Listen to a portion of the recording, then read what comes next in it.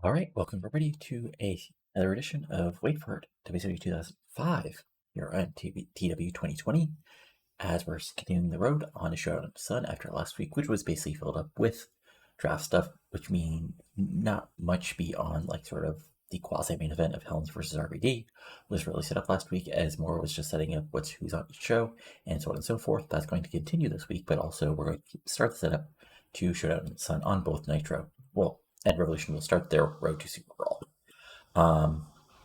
So again, as a note, the year-end awards are still going on. I'm actually doing this the same day I'm doing the first week of stuff because I'm basically going to be gone for most of the long weekend. So hopefully there'll be some votes in by now. So it shows up. But again, we got Wrestler of the Year, Booker, Eddie, Johnny Lawler, Monty Brown, RVD, O'Hare Helms. Tag Team of the Year, Wright and Chavo, AMW, Jett and London, PCC Morningstar, and Silver City Rollers. Women's Wrestler of the Year, Sling Cartier, Gail Kim, Johnny Lawler, Nikita Colt, Trisha Sky. Match of the Year, Moment of the Year, Face Character of the Year, Cartier, Canyon, RVD, O'Hare, Sting and Flair. Heel Character of the Year, Booker, Palumbo, Jarrett, Lawler, Johnny Lawler, Jonathan Tora. And Feud of the Year, Goldberg versus Monty Brown, Johnny Lawler versus Women's Division, Kenny versus Kidman, Chosen Few versus Horseman Red Minutes, O'Hare versus Palumbo, O'Hare versus Deadpool, RVD versus Helms, or Trisha Sky and Friends versus Captivation. Then your favorite wrestler, favorite tag team in the company, and favorite stable, and other comments. But let's get rolling with the first Nitro of the post-draft era, live from the Chesapeake Energy Center in beautiful Oklahoma City, Oklahoma. And we start out with a big old show opening as basically as Eddie Guerrero opened the show and says, a year ago at Showdown in the Sun, Holmes, I man invented it, and we showed in Mexico that WCW was #1, and I was the best wrestler in the world. And it only makes sense that Eddie Guerrero has just as big of a match at Showdown in the Sun as he did last year. Cue Canyon coming out to a pop and saying, well, Eddie, here's the thing. No busier than Canyon, and most importantly, I want to prove that. Almost a year ago now, we wrestled and he beat me. And I've never got that win back. And I want you in that ring. And what's a better place than Mexico to show everybody in the world that I'm the top, that I'm the best wrestler. I can be the best wrestler in the business still and get back on the road to winning that world title by kicking your ass from one half of Mexico to the other. Big pop for that, and Eddie's about to respond when Jeff Jarrett comes out, flanked by the rest of the chosen few. And he says, well, wait. Stop nuts. What I see here, two people who have been doing nothing for the last couple months except whining and complaining. Canyon, I don't see a called shot contract. Eddie, you lost to Styles in a great match, but you lost last night. So it only makes sense that I'm the man who gets this opportunity at Showdown in the Sun to make myself the main man here at Nitro. He'll pop for that, and then out comes Shawn here and says, wait. All you have to forget that if not for my former best friend getting involved in my business, I'd still be the world champion right now. Big pop for that. So I'm happy to kick any of your asses in any way you need to just make everybody reminded this is still the time for future shock. Big pop for that. And then, continue arguments, people yelling at each other. Bischoff comes out. Okay. I was like, okay. It's like nothing's really changed. But here's the thing, folks. There's limited time on Showdown in the Sun. And lots of people wanting spots. And I'm interested in both you guys all want to quote-unquote earn a shot. But I think the best way to do that is to make you really earn it by getting a law. And, there's something in Mexico called a parejas incredibles match. And what's a better way to start a road down Showdown in the Sun in beautiful Mexico by having that tonight? So, tonight, it's going to be Eddie Guerrero, you and Canyon can team up to take on Jeff Jarrett and Sean O'Hare, and whichever team wins, you two will face off at Showdown in the Sun for the #1 contender show. And the other two, well, you'll just have to find your own spot on the card. So there we go. We got our main event of tonight of Eddie Guerrero and Canyon versus Sean O'Hare and Jeff Jarrett in a parejas incredibles match. Fun stuff, and 96 because all these guys are really good. And then we move forward to Tank Toland coming out with Don Marie as he goes from saying, "It is an absolute disgrace that the sexiest wrestler in WCW was not part of the draft. But I'm here on Nitro to make an impact because Don Marie let me know the best place to be was on Nitro to prove myself and rise up to the top. But I want a real challenge. After all, a challenge worthy of somebody who got to the quarterfinals of the Mayhem tournament." Use some familiar music as Brother Ray comes out to a big pop as he says, "Look, I talked Bischoff out before tonight, and he said, if you were dumb enough to do a challenge, I can come out here in a no DQ match and kick your teeth in." Big pop as Toland tries to talk his way out of it, but the bell rings, and here we go. As this gets to 69, and in basically what is a blow off to the ECW, like the former ECW people versus the Young Stars feud, Brother Ray basically wrecks Tank Toland in a little over 5 minutes with the Brother Full Nelson Bomb. Like Tank Toland gets a little bit of offense in, but Toland just Brother Ray just throws it around the ringside, tosses him in, hits the Full Nelson Bomb, 1, 2, 3, and that's about it. Big stuff. As this gets a 66, Brother Ray gets an 84, Tank Toland gets a 58. Fun stuff. And post-match, Brother Ray celebrates to pop from the crowd as this gets a 72. Afterwards, Jarrett and the rest of the for backstage when Bischoff catches up and says, "So, yeah, I signed the contract to be part of the Nitro, which I'm glad because you are both talented wrestlers. But you gotta earn your keep here on Nitro. You just can't beat Jarrett's little buddies. So tonight, let's kick off the tag division in a good way here on Nitro, as you two can take on the Hart Legacy." Pop for that, as Jeremy says, "It doesn't matter who you put in front of us. We'll show them apart because we're the chosen few. He's divine, and I'm the man." Mark Jindrak. 92, decent little promo as we set up, a tag match for later tonight. As this gets a 92, and yeah, everybody actually does pretty well here. As I actually rated everybody, so Jindrak and Divine are getting there. And then we have our cruiserweight match for the evening, as in a triple threat match. Now that's Subpar Wrestling a little heat. Jerry Lynn defeats Yang and Reckless Roberts when Jerry Lynn actually pins Yang in about 7 minutes. Back and forth, high flying match. Unfortunately, Yang goes for the big sort of moonsault. Oh god, I'm forgetting the move name. We're not quite a moonsault, but it's still a flippy, and he's on the back. You guys know what it is. Anyway, he misses that. Lynn is able to roll up into a quick cradle and get the pinfall. 59 overall. Lynn gets a 47. Lynn gets a 52. Roberts gets a 51. And post match, as the ref is helping Yang up, he pushes the ref away and walks to the back, still upset, as this gets a 34. As this little mini story continues. And then we go backstage where Shane Helms is in his backstage locker room as Reno comes in and says, "I'm your boss. I did your work. I'm here to back you up." And it's great. We got lots of work to still do here, as we got to make sure everybody is reminded in the next couple weeks why you and me, why I am the most important man in World Championship Wrestling, and why I'm going to be World Champion again. And Reno simply nods as Shane Helms has gotten rid of Cash because he's on Revolution, but he still has Reno as his muscle. As this gets an 87, because just Helms is rated as they're really good. And then we have the Truth's debut in the ring tonight, as he faces off against Ray LePen, and in a fun little match, which is, back and forth, but Truth, gets over. Truth gets the pinfall win over Ray LePen at 609 with the Truth or Consequences, gets a 65, Truth gets a 58, Ray LePen gets a 57, and yeah, just back and forth math, but Truth dominates, and in the end gets the pinfall victory. And he takes the mic and says, wait. Lots of people, when I've been on the road,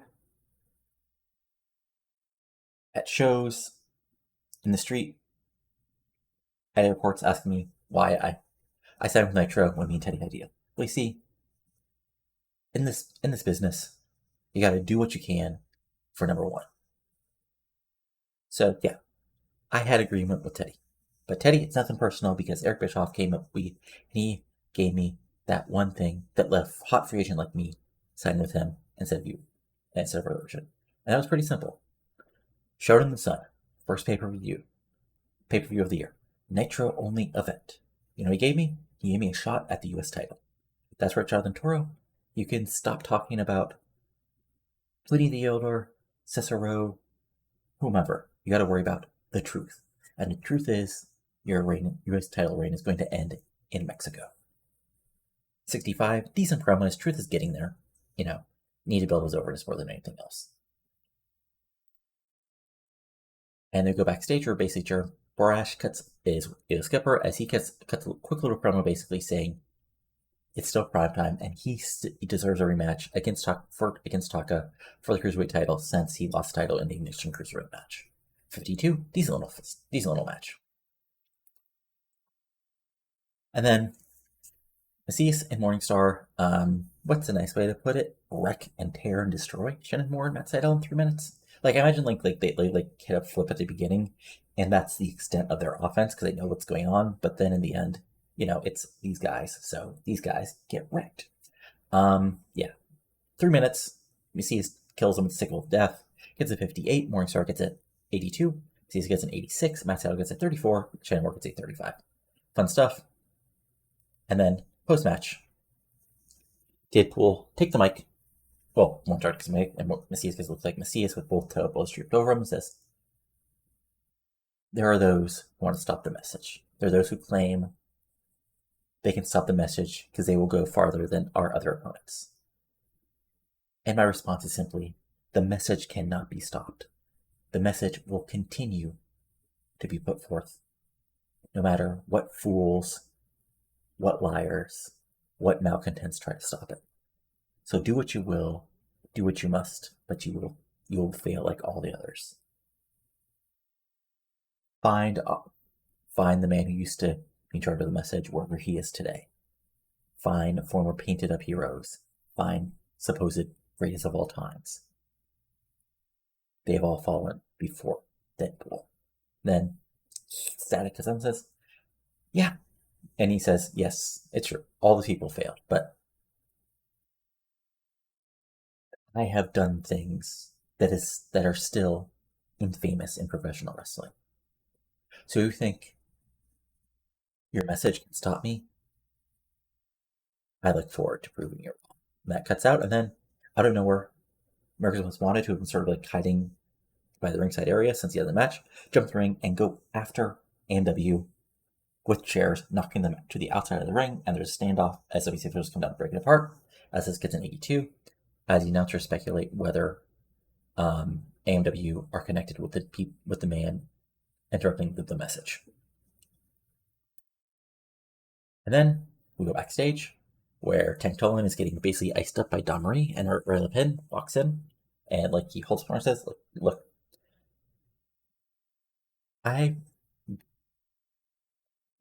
we teamed up and went pretty well. And I get it, Sharp's not around anymore, but let's be honest, that guy was a weirdo. But I'm internationally famous. You're the sexiest man in WCW, and she's got the brains. Together, we can make an impact here on Nitro and remind everybody why we're the hottest young stars in the business today. Toland knows the camera, shuts the door, and as he says, let's talk about this, as this gets 8:58. Fun stuff. And then we have a quick little backstage promo as basically O'Hare and Canyon, put each other, show up, put each other over, and say, we faced off before, we'll face off again, but we're going to each other 100% because we both want that chance at the world title, even if they're stuck with idiots for partners. So, just a straight, nothing too fancy here, just a straightforward little promo as we move forward to our tag team match, which gets a 79. Honestly, I'm slightly disappointed. I expected sort of low 80s. What can you do? And a good match. Jindrak and Divine defeat the Hart Legacy in 1302 when Divine pins Eddie Hart by using underhand tactics. So you can sort of imagine this match like Jindrak using power stuff. Long heat segment for Jack Evans as he gets the cheers from the young women in the crowd. Teddy Hart does some flying stuff after he gets a hot tag. Back and forth. Divine cheats, rolls him up, holds the tights, put on the ropes. Jindrak knocks out, brings down Jack Evans down from the ring apron, and Divine and Jindrak get the pinfall victory. This gets a 79. Evans gets an 88. Teddy Hart gets an 84, Divine gets a 71, and Drac gets a 74. Fun stuff. And post-match, the heels celebrate to a 68 as the heels, the announcers put them over as dangerous competitors in the tag team division here on Nitro.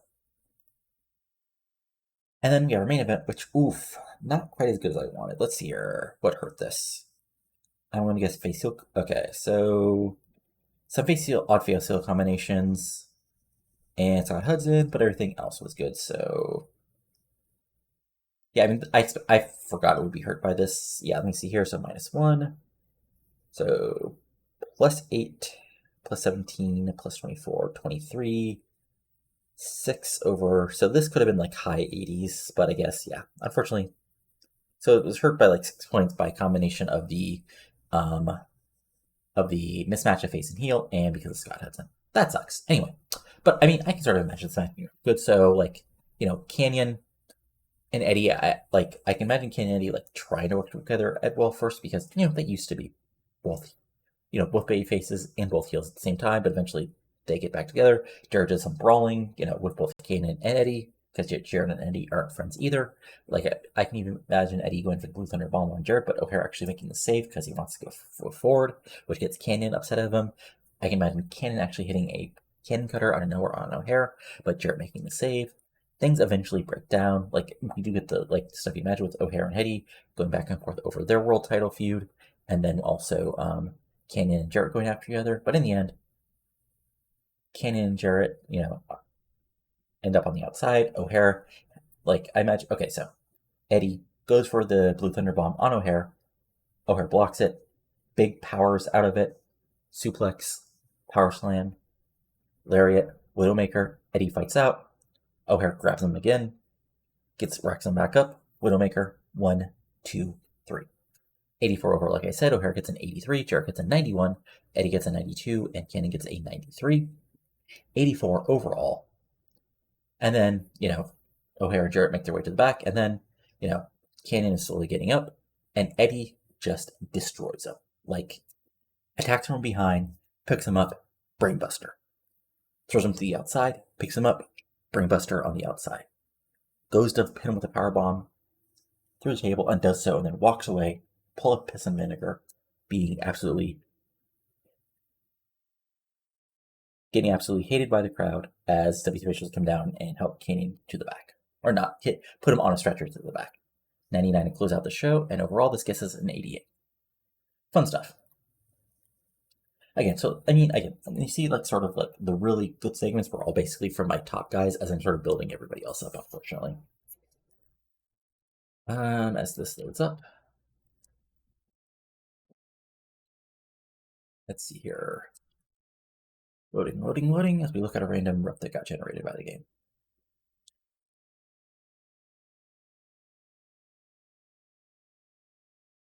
Ooh.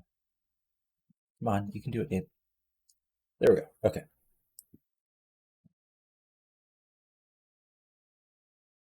Oh, I didn't realize I didn't sign Reckless Youth to a long-term contract. Oops. Can I even, let me just see if I can sign it real quick. Okay, I can at least sign him right back to a contract. Okay, so that's good at least. Oh, that's the thing, because he's the booker. Okay. That's what I didn't realize. Okay, sorry. I did not realize. Anyway, so let's look at Raw did. Looks like they did better. Yep. Ooh, wait. Did we get literally? Yeah, we got literally the same score. Hilarious. Anyway. Okay, so. Crash Holly defeated Shelton Benjamin, and then Veronica Vane, also better known as the former Jordan Cole, defeated Cherry Slice in her debut, 55, which is interesting. Stephen McMahon promo, Kane promo, Billy Gunn promo, Chris Jericho promo, Outcaster with Sudden Impact, who is Brian Chris. Okay, that's interesting. Let's see here. Molly Holly defeated Shaniqua in 84. Chris Jericho won a squash. Top Shelf of Steiner defeated Hall defeated Rikishi Saturn Hall in 82. And of course in the main event, which was a random 99, because of course it was. Sure. Let's see here.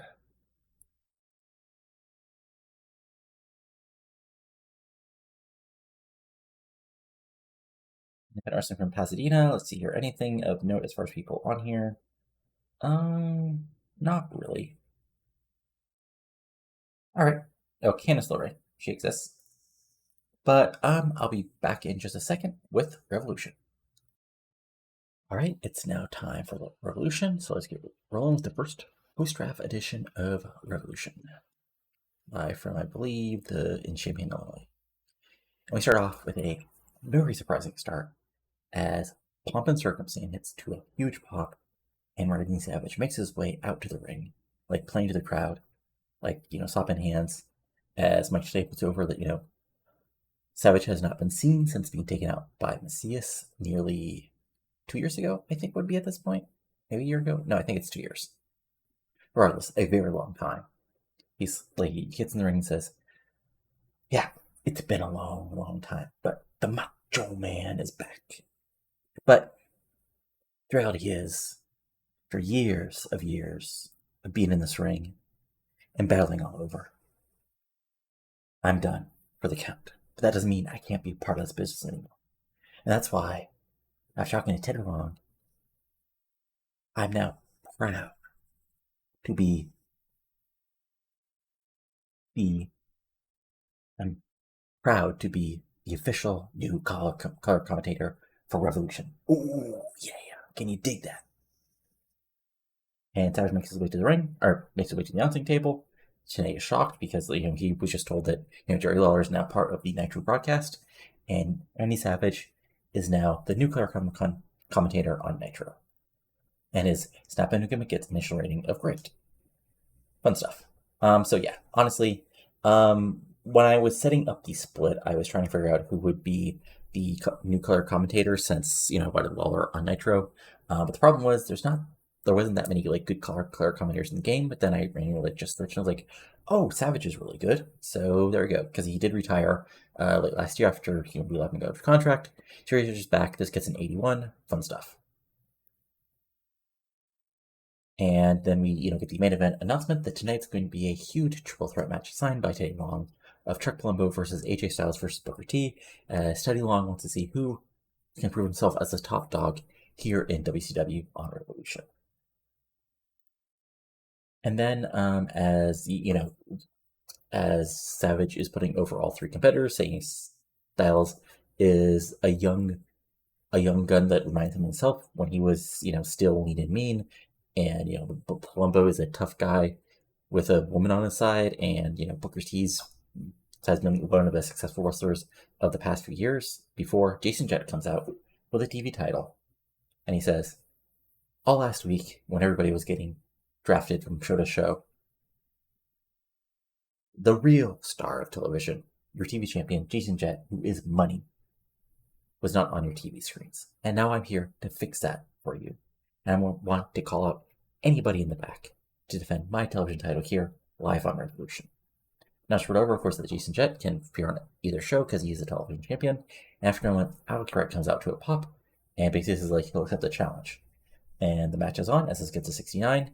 And in the actual match, it goes back and forth, you're solid, but it is your sort of TV title style match, as Wright gets the offense initially, Jett fights back, hits a suplex and a few quick kicks, he goes for his finisher, Wright gets out of it, and then Jett plays defense, and the bell rings eventually after 10 minutes, even though Wright is on offense, and Jett, as Jett survives to retain his television title, as this gets a 68, Wright gets a 73, Jett gets a 69.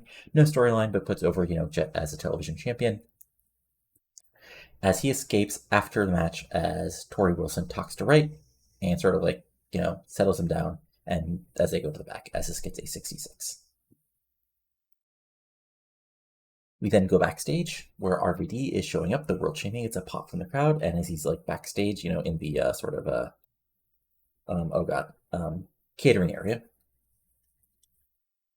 And he makes a joke about being hungry for some reason. All of a sudden, he's confronted by both Jamie Knoble and Cash. And, Cash says, look, I could have kicked your ass just like Helms did and won that world title back. But I'm not his backup now. I'm here for me. And RVD is so worried with it because him and me both agree you need to be taught a lesson and reminded of your proper place in this business. And Noble's like, I took out Eddie world champion before, I can do it again. And RVD is ready to fight when Paul London comes out from behind and basically says, oh, you think you're going to attack him? let's have a match later tonight. And after a moment, they agree, and we have a tag match later tonight of RVD and Toland versus Jamie Knoble and Cash, as this gets a 78. And sort of the camera moves backstage, where Captivation is talking to Teddy Long, and, they ask him, Angel and Lexi earned a women's title shot on Revolution after Starrcade, but the match wasn't made, and Teddy Long explains, look, there's lots of paperwork and such aside, and that slipped through the cracks because of the draft. But tonight, playa, you want your title shot? Girls will get your title shot.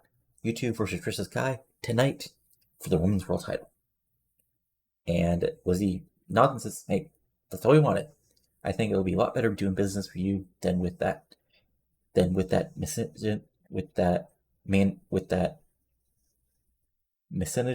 can't say the word. Misogynistic ass Bischoff. Teddy Long smiles and says, we'll have to see about that as they walk away. As this gets to 66, set up tonight, it will be a big triple threat match for the women's world title. But then, see, I didn't want to do these back and forth. I don't like to do women's segments back and back, but shit happened. What can you do?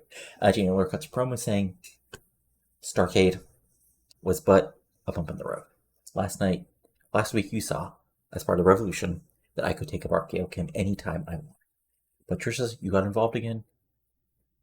If you get involved again in my business, I'll snap you apart like I should have at Starrcade. Because I'm still the next evolution in women's wrestling, and I'm going to win back my world title.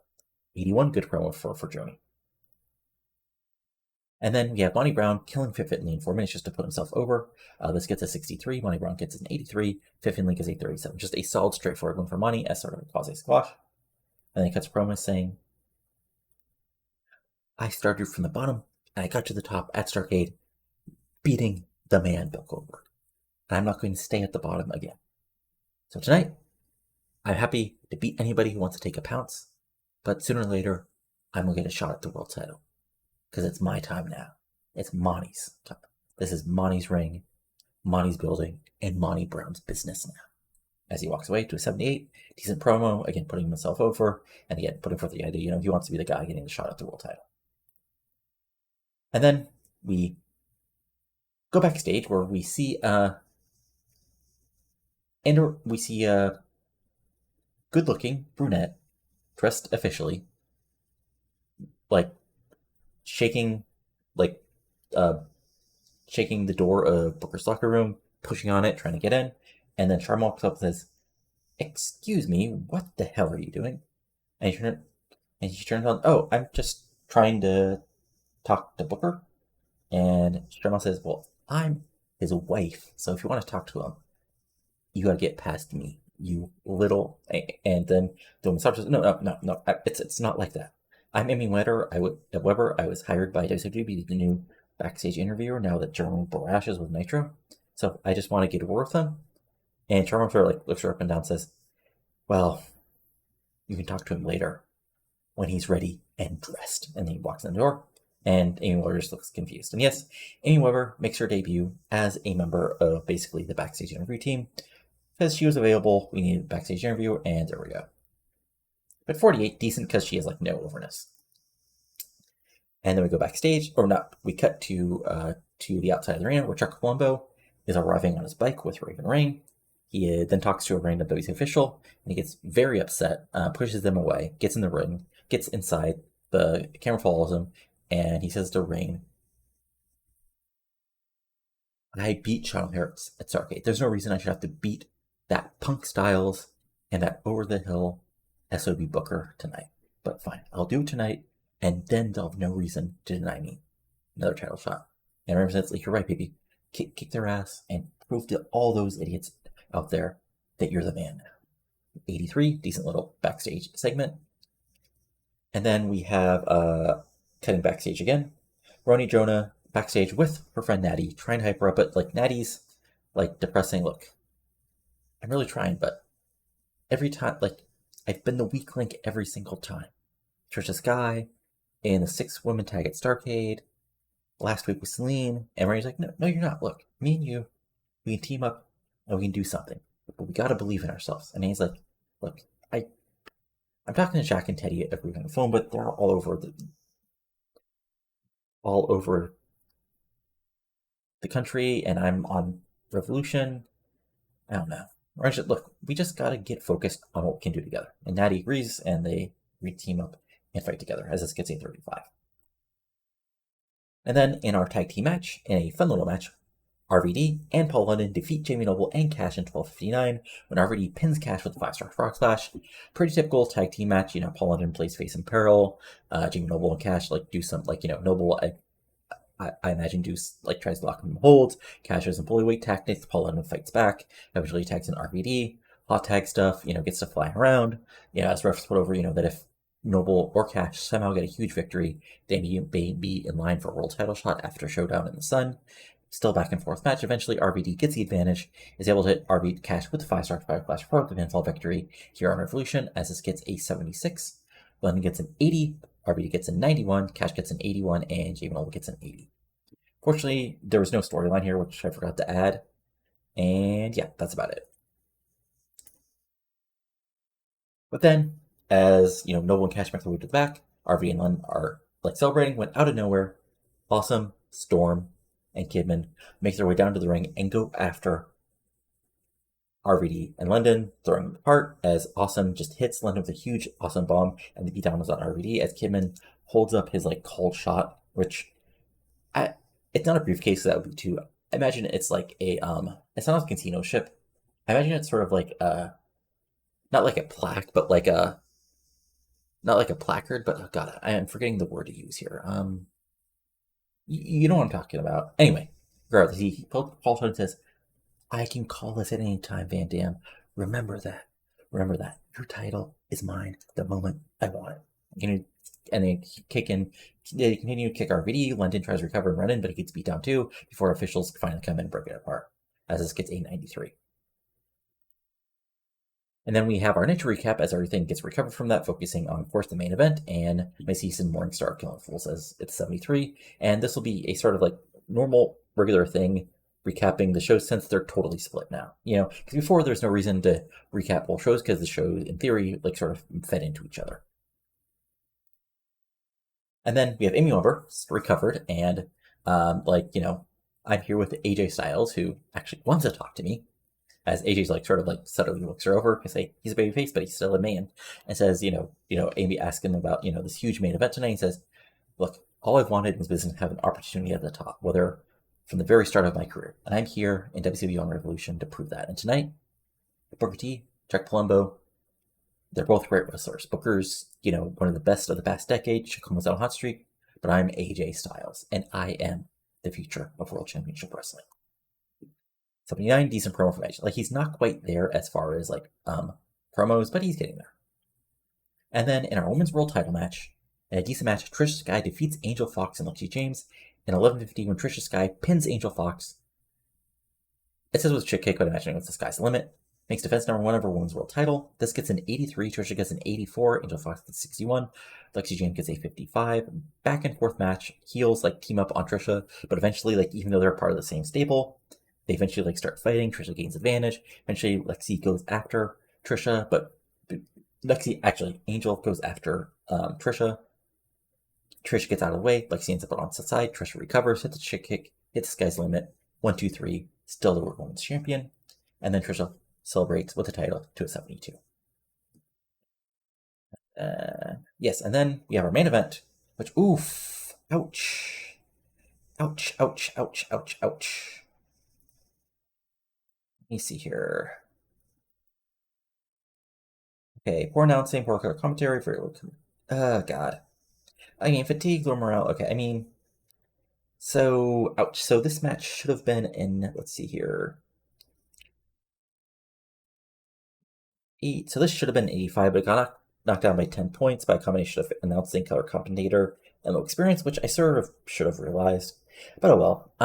I imagine it's a back and forth match as the home is sort of distracted by Randy saying Randy Savage things, but in the end, Booker and Chuck Palumbo still go after AJ, but AJ does his high flying stuff, gets out of the bookend just like he did against Booker before, Goes for some roll-ups, does some high flying, but eventually Palumbo is able to get him and sort of hit him, not quite out of nowhere, but right, boom, full throttle, right in the middle of the ring after AJ hits Booker with a forearm to knock Booker to the outside. No, he hits Booker with it, then Booker rolls to the outside, and then Palumbo takes over, hits him with full throttle, and gets a pinfall victory here on Revolution, which gets a 75, unfortunately, as Booker gets an 86, Palumbo gets an 88, AJ Styles gets an 83, and overall the show gets an 82. All right, I mean, you know, again, not the end of the world or anything, like, not our worst show, but again, that's sort of,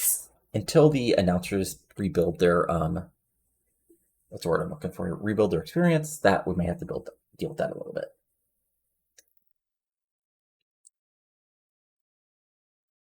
I think mine is actually probably more the experience than their like skills, because I'll double check Tenay and what's his name and Savage's skills real quick here. Okay, so let's see here. Oops, that's some spoilers, but what can you do? Okay, Giving feels wants some heal, Landstorm's heal. I mean, look, you guys will be fine because you won't be wrestling every show now. Let me just check out. Okay, so today's announcing is at a.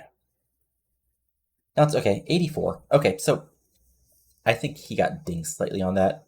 And Savage's color commentator is a 79. So okay, so I imagine they got dinged a couple points because they're not quite at like the 85 the match was, and then they got dinged a little more because of the lack of experience. But you know, it's not the end of the world. Regardless, male-wise, yeah, Revolution figures, there we go, that fun stuff. Okay, storyline-wise, we've got Against the Darkness, which is at an 80. Beautiful Violence, which is still going on, kind of, at 47. Choosing Violence, which actually is over, which will move to something else at a 62. Kojium's is at a 76. Let's see here. Cruiser Stuff's at a 58. The Women's World Feud is at a 77. Let's see here. Palumbo O'Hare is at a 75. Ouch. Next Man Up is at a, which is now Infused Pollen, is at an 87. Off on the Right Foot, which is the Jin Draken Divine versus Heart Legacy feud, is at a 73. Truth and Consequence, which is the US title feud, is at 70, so that's interesting. Let me see here. I'm trying to remember what I need to. Oh, and as far as pre-booking, for Showdown in the Sun, we have Macy Morningstar versus AMW and Shane Helm versus Rob Van Dam officially. And okay, so around the world, let's see here. Was there anything? WCWC had a big match. Savvy Vega versus El Bronco. Carly Colon wrestled. And I think that's about it of note. Yeah, okay. So, oh, right. I want to show. Okay, so first, as is tradition, where are you guys? There we go. NWA Wildside. They had Wildside TV, which had included Claudio Castagnoli and Kay Graves, defeated Kent Cole and Matt Morgan in a 46. Lord Lazarus, Ortiz, and Daz defeated Tom Zuma Howard, Trevor Rhodes, and Stone Mountain in a 47. And the main event, Akabona defeating Jimmy Rave in a 61. And then on the weekly house show, things that matter to us is JC Daz and Claudio defeating Siaki and Rain Man. Claudio is up to a 58. Siaki is also at a 56. So they're almost there. Kent Cole and Rick Michaels defeated Matt Cross and Ryan Drago. Matt Cross is at a 46. Ryan Drago is at a 46 as well. Rambola, Lazarus, and Jones defeated Tomko, Rhodes, and Mountain at 59. Casarella defeated Adam Ortiz. Adam Ortiz is at a 48, so not quite there for him. Akabona defeated Chance Prophet and Jimmy Rave, and Jace Cross defeated Kai Graves, and Kai Graves is at a 65. So, like, as soon as I have a good angle for him, he'll probably be around Eats Pipe in a region. And then for our women's fed, which will be some spoilers as far as some signings, on our weekly show, Amazing Kong made her debut, losing to Molina Osaka as Amazing Kong at a 24. With Missy doing a promo, and Social doing a promo, Vanessa Harding doing a promo. Then we had Tracy Brooks and Michelle McCool making her debut, defeating Becky Bayless and Mischief. As Michelle McCool starts out at a 13 because she's basically no experience at all. So we had ODB defeating Vanessa Harding in a 42. Madison Claire, Lacey and Ariel defeating Allison Danger and Mega Woman, and Kim Nielsen defeating Cheerleader Melissa for the AWQ title in a 65, where Melissa got a 69, nice, and Kim Nielsen, aka Desire, got a 66. And then if we go to the Fed, oh right, also WE for SmackDown had Al Snow defeating Grandmaster Sexy, Outcast defeating Little Fellas, Mahal defeated Christy Cummings in a 76, Brock Lesnar squashing Maven, Top Shelf defeating Christian and Bumgarner in 86, and of course Undertaker and Edge defeated Vampire and Kane by DQ. And then in main event, Shawn Michaels defeated Kurt Angle, Big Show, and Chris Jericho in another random 99. Because of course they did. Fun stuff. And on Heat, just to show you guys, yeah, Veronica Vane had another match as she got a 52. Interesting. Then as far as HWA goes, for their weekly show, we had Alex Shelley and Corey Castle defeat John Cena and Dana Rottenberg in a 45. Where John Cena's already, yeah, he's getting there. I guess he's behind by like a year or so. Rocky Romero and Cyber Squad defeat Jimmy Nuke and Clip Deluxe in a 50. Russ Haas defeated Barry Bradburn, as this regen is up to a 25. Excalibur defeated Scott Vick. Captain and Shark Boy defeated Andy Douglas and Joel Grunge. Chuck Taylor defeated Ricky Shane Page at No Fat 2. And Matt Striker defeated Ray Steele in a 53. Then if we go to OVW, for their weekly loop, let's see here. Stuff you guys would need to know. Steve Bradley and Daniel Lee Pooter defeated Trailer Park Trash and Sean Casey in a 49. Rob Conway and Tom Momloop defeated Disciples of Sin. Rico Constantino defeated Charlie Collins in a 54. Shane Taylor defeated Lizzie Borden in a 46. Joey Matthews defeated Mafia. And Homicide and Becky defeated the A Squad again. And then, let's see here. Nothing really much else of note. Nope. And then the other big stuff is New Japan had their Dome Show. So let me go over that for you guys. So on the Dome Show, on the pre-show, we had On-Road defeated Psycho in a 61. Flying Kid Ichirara defeated Lenny Lane in a 56. Chris Cantino defeated Big Vito in a WCW special offer match, I guess, in a 59. We had Macho Pump, Nigel McGuinness, and Deijo Matsutsi defeated Kento Mori, Toba, and Nanawa in a 69. So fun little undercard match. Kadatora, Kenoka Shina, and So Inoue defeated the Funkster, Yoshino, and Demikin in a 71. Then we had Gedo and Jado defeating Brother Yashi and Jin Agawachi for the IW Junior titles in a 76. We had Takeshi Iizuka defeated Jinsei Sasaki and Mr. Wall Street in a 69. Sure. Ken Shamrock defeated Manu Nakanishi in a 76 to put Shamrock over. Ricky Gunn of Nagata and Choshu defeated Super J and Agawa in a 72. Chono defeated Osamu Nishimura in an 82. We tried an interesting storyline. Tanahashi, I hope, blew off his long feud with Bobby Roode in an 81. Sasaki defeated Hase to retain the IWGP title in 83. And the main event, Bat defeated Koji to retain the tag titles in an 89. So a crowd of 60,000, so good for New Japan. I think that's about it to show you guys. I'm just double checking. Want to make sure nothing else I blanked on. Nope, that's it.